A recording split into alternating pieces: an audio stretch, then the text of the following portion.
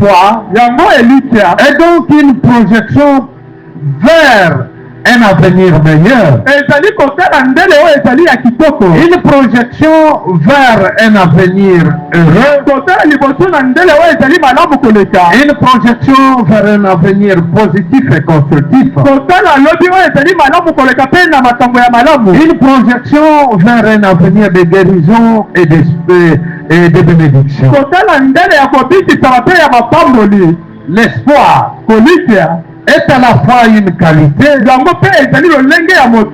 fonction, mais aussi une impulsion spirituelle. Est-ce qu'il y a quelqu'un qui me comprend? En effet, quiconque croit en Dieu espère bénéficier de quelque chose. Personne ne peut dire qu'il croit en Dieu pour le plaisir de croire. Si la première motivation est le fait que Dieu est notre Père, si la première motivation est le fait que Dieu nous aime et qu'il est fidèle, une ligne de motivation peut être le fait que Dieu est puissant, mais la plus importante aussi est celle de l'espoir qu'on a de bénéficier de Dieu, de son soutien, de son aide et de sa protection. Et c'est cela même qui fait l'objet de la prière de beaucoup de chrétiens. C'est-à-dire, tant que nous serons en train d'espérer, nous devons avoir cette ferme conviction que celui en qui nous espérons est capable de nous venir en aide, capable de nous soutenir et capable de nous protéger. Non seulement que l'espoir fait vivre, mais c'est une réponse que nombreux d'entre nous donnent. Mais en quoi je puis espérer en celui-là? C'est une réponse que certaines personnes donnent. Celui-là n'est même pas utile pour moi. Pourquoi? Parce que je n'ai aucun engagement avec lui et que je ne peux rien espérer en lui. Est-ce que tu peux dire Amen? Amen. Est-ce que tu peux dire Amen? Amen. Pour cela, il y a quelque chose de très capital à comprendre. Pour devoir espérer, il faut qu'il y ait quelque chose qui précède. C'est que l'espérance et l'espoir c'est basé sur quelque chose. C'est basé sur une déclaration d'engagement qui devient automatiquement une promesse pour celui qui en a fait. Est-ce que vous me comprenez? Mais je vais espérer. Je vais espérer en quoi? Il n'a rien dit. Il n'a fait aucun signe de vie. Mais je vais espérer en quoi? C'est que pour que tu espères, il faut qu'il y ait une déclaration. C'est celui qui s'engage pour faire quelque chose pour toi. Et c'est cet engagement-là d'accomplir ce que l'on a dit, il s'appelle promesse.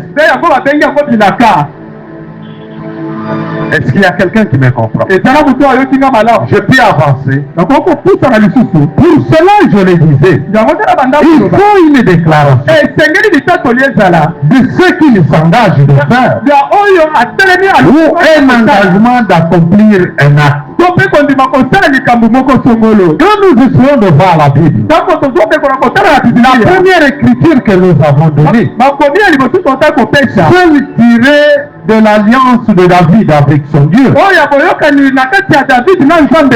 dans Psaume 133, verset 2, que nous lisons pour la gloire de notre Dieu. Amen.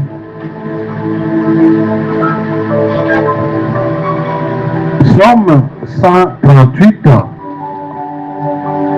verset 2. je disais qu'il faut une déclaration de ce que celui qui veut faire quelque chose pour toi, où il s'engage et où tu es confiant, déterminé, et celui qui s'engage a les capacités de le faire. Et nous sommes en train de voir le psaume 138, verset 2, qui est l'expression de David. Il est écrit ce qui suit: je me prosterne dans ton saint temple et je déclare ton nom à cause de ta bonté et de ta vérité. Je célèbre ton nom. Je ne le célèbre pas pour rien. À cause de ta bonté et de ta fidélité. J'aimerais dire à quelqu'un, si quelqu'un n'a pas de la bonté envers toi, il ne peut même pas promettre. Mais s'il veut promettre, ce qu'il va promettre, c'est pour ta destruction, c'est pour ta mort. Mais David a découvert quelqu'un. David a compris qu'il y a quelqu'un. Celui-ci, il célèbre son nom à cause de sa bonté et de sa vérité. Toute promesse qui ne s'accompagne pas de la sincérité et de la vérité est une promesse qui peut ne pas s'accomplir. Mais David découvre quelqu'un. David a compris qu'il y a un Dieu, qu'il y a quelqu'un plein de bonté et de vérité, qui a des capacités, qui a le pouvoir, qui puisse se déclarer. Et je jouis de la bonté de sa déclaration. C'est pour cela le verset continue. Il déclare cela. Mais après il dit, oui, tu as surpassé la réputation dans l'accomplissement de tes promesses. David comprend que dans la vie de l'homme, il espère dans une déclaration de celui qui s'engage à poser un acte sur lui. Mais quand il regarde, il a expérimenté les hommes, il a expérimenté la nature, il a compris qu'il y a quelqu'un qui a compris à cause de sa bonté, à cause de la vérité.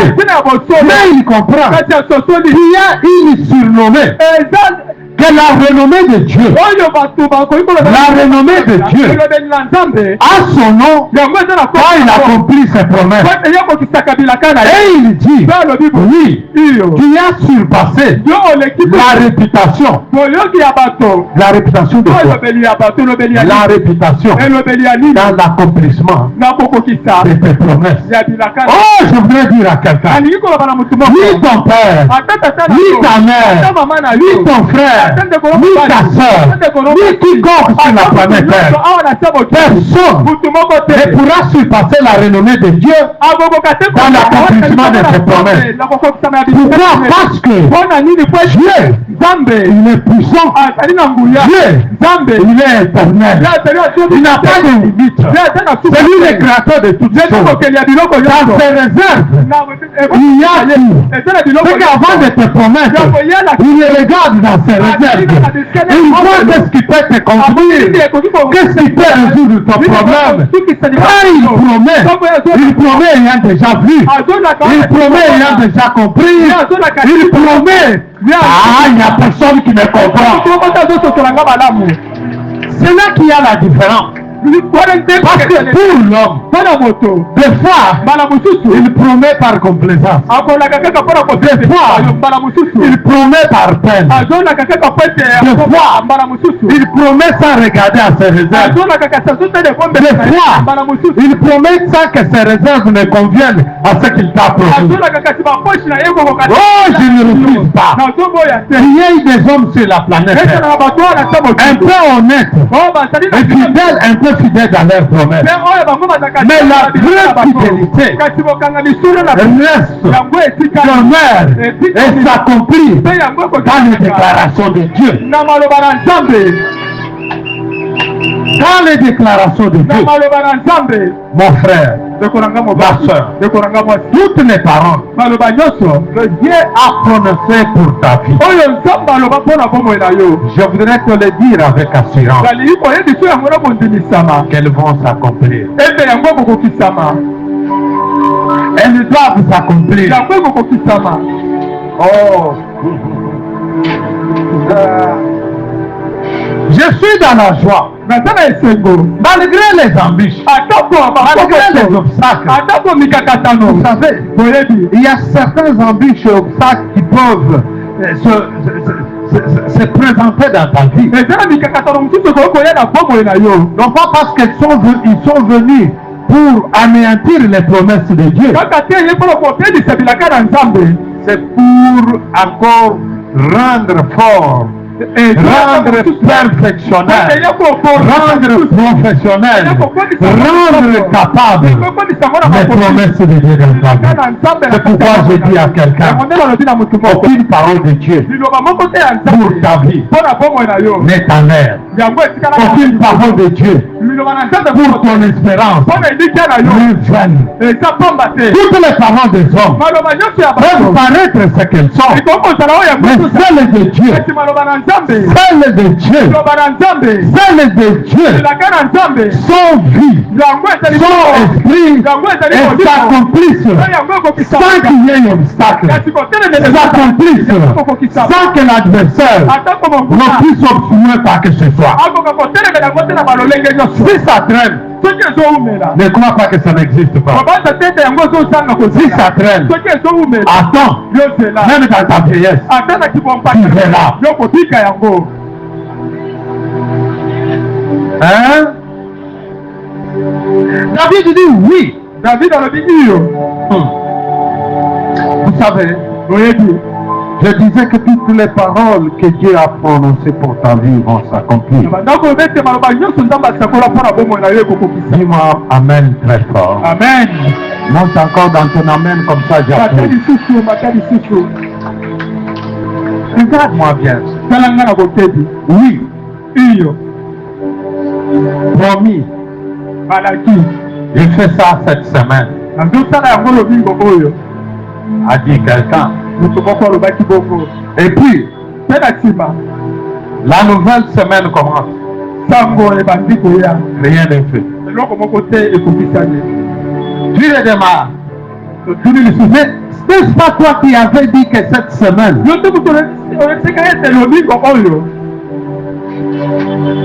oui, promis, je te fais ça cette semaine. Je te fais ça cette année. Ça, c'est l'homme qui déclare. Et puis une semaine commence, une année commence. Rien n'a été fait. Souvent on est déçu. On se dit, tu es quel type d'homme? Quel type de frère? Quel type d'amis? La semaine est passée. Une autre s'ajoute.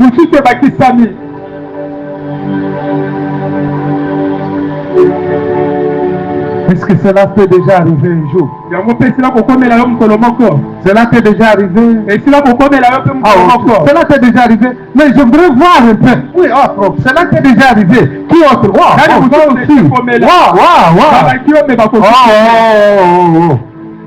Wow. Mais si vous voulez bien voir, c'est presque toute la salle. Oui, promis. En tout cas, cette semaine ne va pas se terminer. Lundi, mardi, mercredi, jeudi, vendredi, samedi, un questionnement commence. Qu'est-ce qu'il y a encore? Mais c'est quoi encore? La semaine se termine. Hein? Il ne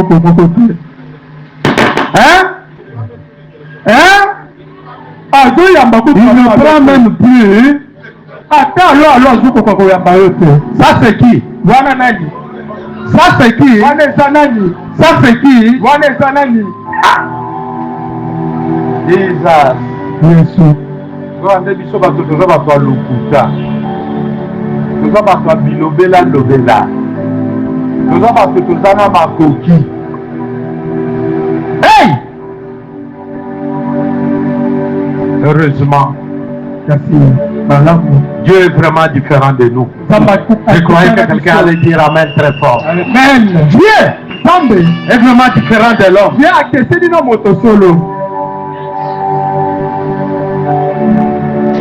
Les hommes.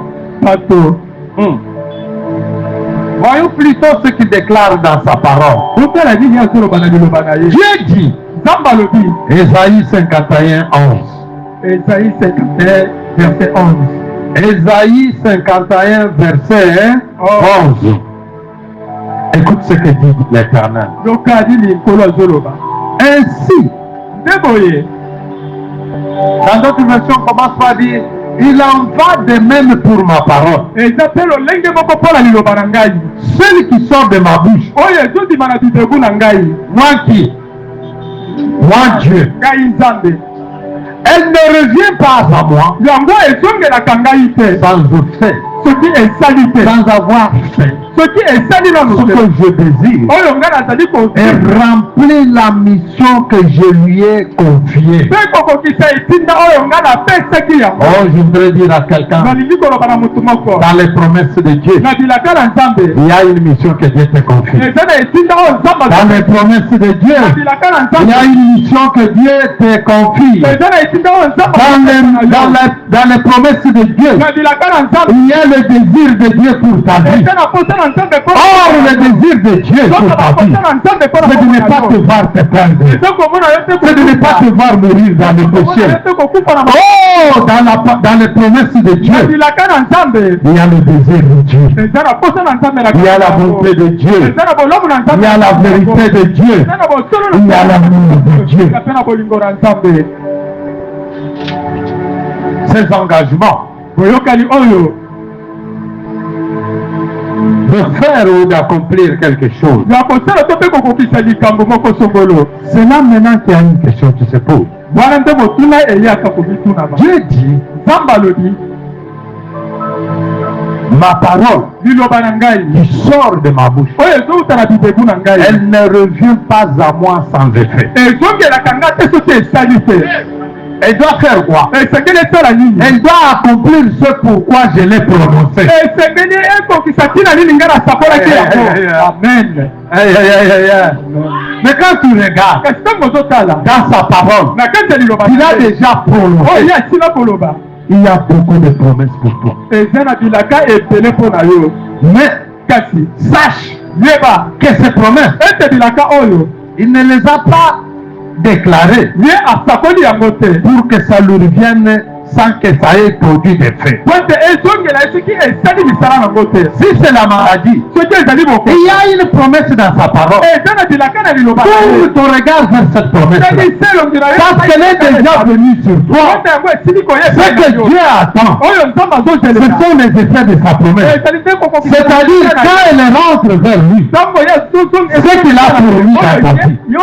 Quand ça rentre chez lui, c'est pour lui faire un rapport que ce que tu avais déclaré est accompli. C'est là la joie de Dieu. C'est là la grandeur de Dieu. Mais notre problème, c'est la question que nous nous posons chaque jour. À qui appartient cette promesse? Qui est bénéficiaire de cette promesse? Pour qui cette parole a été déclarée? Tu es prêt à m'écouter? Tu es prêt à m'écouter? Lisons Galates 3:16. Galates 3:16. Oui, Dieu a déclaré. Dieu a promis. Mais ces promesses reviennent à qui? Es-tu aussi du nombre de ceux-là qui attendent les promesses de Dieu? Comment? Comment aussi vas-tu attendre si tu ne comprends pas qu'elle te concerne? Qui est réellement bénéficiaire de cette promesse? La Bible dit ceci. Galates 3:16. Or, Galates, les promesses ont été faites à Abraham et à sa postérité.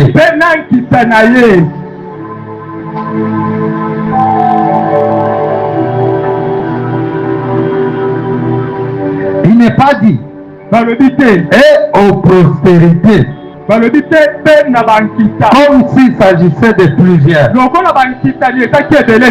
en tant qu'il s'agit d'une seule, et à ta postérité, c'est-à-dire à Christ. Amen. Amen. Amen. Quand on parle de la postérité, c'est l'ensemble des descendants du défunt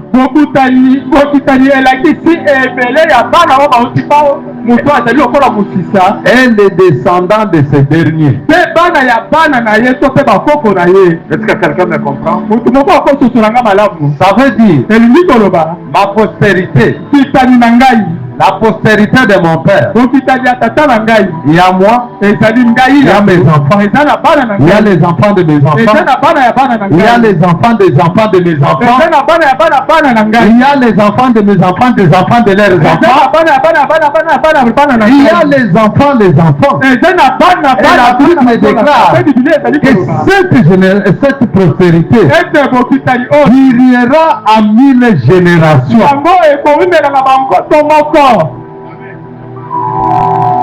La génération des générations, de la génération de la génération, de génération en génération. Amen. Amen.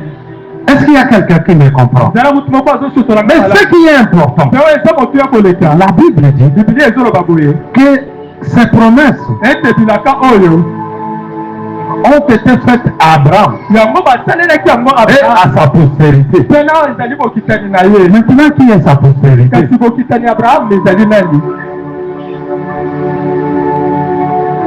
Dans la postérité d'Abraham, ou la postérité d'Abraham englobe, je voudrais que vous compreniez bien, parce que c'est cela même le sujet de notre thème. Dans la postérité d'Abraham, sa postérité englobe à la fois une descendance physique et spirituelle. Amen. Amen. Maintenant, dans la descendance physique, nous savons que dans l'histoire d'Abraham, dans la descendance physique, cela comprend les fils d'Agar, que nous connaissons Ismaël, qu'on compare aux Arabes. Nous avons les fils de Sarah, qui est Isaac. C'est cela que nous voyons. La descendance qui va jusqu'à Christ et qui est spirituellement notre descendance. Mais toujours dans le physique, nous avons aussi les fils de Ketura. Vous connaissez bien l'histoire. Dans les fils de Ketura, c'est Ketura qui a mis au monde beaucoup d'enfants. Où nous avons Zibera, Jokshan, Medan, Madian. Madian, le père d'Enoch. Il vient de la descendance d'Abraham. Nous avons Yishbak et Shua. Voilà. De cette ses fils d'Abraham. Physiquement, il y a l'histoire de la descendance physique. Mais spirituellement, je veux que tu comprennes. Cette descendance inclut tous les croyants en Christ considérés comme héritiers des promesses. Considérés comme héritiers des promesses. C'est pour cela que la Bible déclare dans Galates 3:29. Et si vous êtes à Christ, vous êtes donc la postérité de qui? D'Abraham. Héritier selon la promesse. Aïe, aïe, aïe, aïe, aïe. Amen. Amen. Si vous êtes à Christ, vous êtes donc. Vous savez, quand on dit donc, ça veut dire c'est cela même la fin de l'explication de la chose.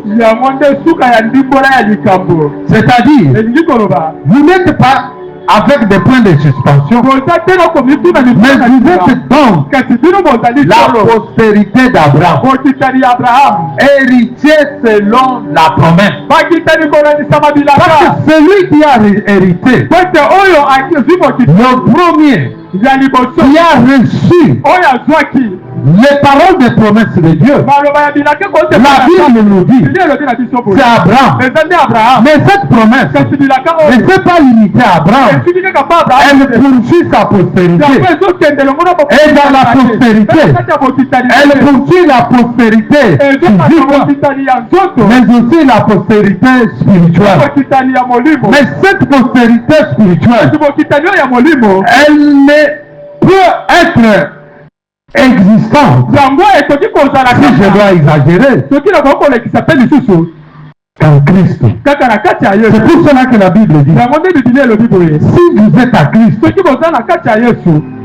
vous êtes donc la postérité d'Abraham. Qui est en Christ dans cette salle? Qui est en Christ dans cette salle? Toi, tu appartiens à qui? Oui? On a demandé à qui? À ceux qui appartiennent à Christ, non? Vous savez, il y a des choses simples qui définissent la dimension de la foi de l'homme. Il y a quelque chose qui ne va pas. Qui est à Christ dans cette salle? Waouh. Qui est à Christ? Qui est à Christ? Écoute ce que dit la parole. Si tu es à Christ, c'est qu'il y a une condition. Si conditionnel. Si vous êtes à Christ, vous êtes donc, c'est automatique. Que personne ne te dise, mais Abraham kuna nini? Non, Abraham a papa na.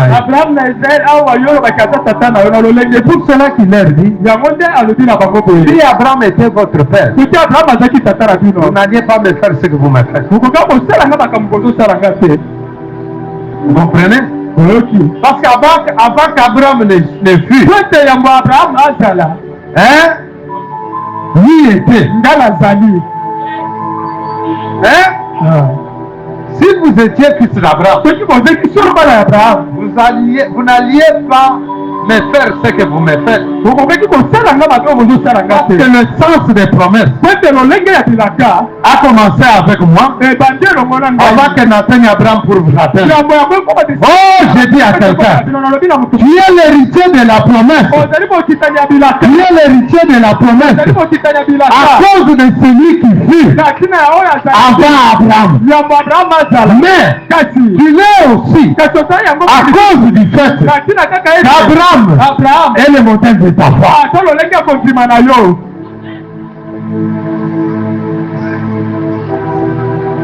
Est-ce que tu es bénéficiaire des promesses de Dieu? Acclamons pour les Seigneurs. La parole de Dieu a des grandes révélations. Elle a des grandes révélations. C'est pour ça quand tu te promènes, si tu es à Christ, marche comme un héritier des promesses. Aucune promesse ne va t'échapper tant que tu seras héritier, tant que tu seras à Christ. Si les choses traînent, attends. C'est toi qui fais attendre. Mais les promesses, tu les as avant qu'Abraham ne soit. Tous les chrétiens héritent de la bénédiction spirituelle qui accompagnait l'alliance abrahamique. La justification par les moyens de la foi. La justification par le moyen de la foi. Je dis à quelqu'un et à quelqu'une ce matin que tu es héritier des promesses de Dieu. Tu es héritier des promesses de Dieu. Selon la Bible, les promesses de Dieu sont destinées à quiconque place sa foi en Jésus-Christ. À l'instar d'Abraham qui est le modèle du chrétien. La Bible dit qu'elle s'adresse à chaque chrétien individuellement. Tu es le seul bénéficiaire de la promesse. Parce que les promesses de Dieu sont adressées à chacun de nous individuellement en Christ, en se référant au modèle qui est Abraham. Le sens de l'alliance abrahamique. Elle s'adresse à chaque chrétien individuellement, les encourageant à se l'approprier par la foi et la persévérance. Y a-t-il quelqu'un qui veut s'approprier les promesses de Dieu? Y a-t-il quelqu'un qui est prêt à s'approprier de ces promesses? Est-ce que tu peux t'approprier les promesses de Dieu? Une chose devra être certaine. Marche dans la foi et dans la persévérance. Je pense que je voudrais te dire que les promesses de Dieu ne sont pas automatiques. Cela peut te choquer. Je suis convaincu de les reprendre. Que les promesses de Dieu ne sont pas automatiques. Elles s'activent. Elles s'activent. Elles s'activent par la foi et la persévérance. Les promesses de Dieu, je continue à le dire qu'elles ne sont pas automatiques. Elles doivent s'activer. Comment s'activer cela? Comment s'activer cela dans ta vie? Mets-toi debout. Comment s'activer? Il y a une façon d'activer les promesses de Dieu dans ta vie. Vous savez, vous pouvez avoir les mégas dans le téléphone. Mais si vous ne les avez pas activés, elles ne vous serviront pas à communiquer. C'est ça la foi. Ce sont là les promesses. Vous pouvez avoir les promesses. Vous avez les promesses. Mais c'est à vous de les activer. Je suis venu te dire que les promesses ne sont pas finies avec Abraham. Parce que Christ, la mission du Christ, Christ est éternel. Sa mission est éternelle. Il a accompli sur la planète Terre. Et il continue à l'accomplir à la droite de Dieu le Père. Christ est éternel. Ses promesses sont sur toi. yango eza likolo na yo. Et c'est à toi de les activer. kasi esengeli yo nde osala ete yango Tu ekokisama. dois les activer par la foi esengeli osala yango bongo na nzela kondima et par la persévérance. mpe na koyeba kolenda. Et cette persévérance, mpe molenda oyo dans la méditation de sa parole. na kotangaka to mpe kotalaka makomi na ye. Je veux dire à quelqu'un nalingi kobekisa motu moko que les promesses de Dieu ete bilaka na nzambe ne sont pas seulement réservées aux élites, yango eza kaka te mpo na bato oyo à une élite, to bato oyo baza makasi, mais sont accessibles à tous. kasi yango ezali mpo na bato nyonso. Ton pasteur est accessible aux promesses, mobateli na yo ye mpe ton ancien est accessible aux promesses, mpaka na yo ton diacre est accessible aux promesses, mais toi-même aussi, kasi yo tu es accessible à la promesse. Si tu actives ta foi, si tu actives ta persévérance dans la parole de Dieu, les promesses qui sont sur toi vont être une action et une action vivante dans ta vie. Il n'y a pas une catégorie qui peut s'approprier ces promesses. Toi aussi, tu as appelé à s'approprier les promesses de Dieu. Je disais, les promesses sont accessibles à tous. Et dans tout cela, il y a toi, il y a ta femme, il y a tes enfants, il y a tes générations futures, tant que le monde existe. Pour y parvenir, sois cette personne qui hérite de ces promesses par ta foi, en fidélité de Dieu, à l'accomplissement, pour jouir en fidélité de Dieu et en Christ. Sois persévérant, car la patience est nécessaire dans la vie des hommes. La patience est nécessaire pour voir l'accomplissement des promesses de Dieu. Et Dieu est toujours fidèle. Que le Seigneur vous bénisse.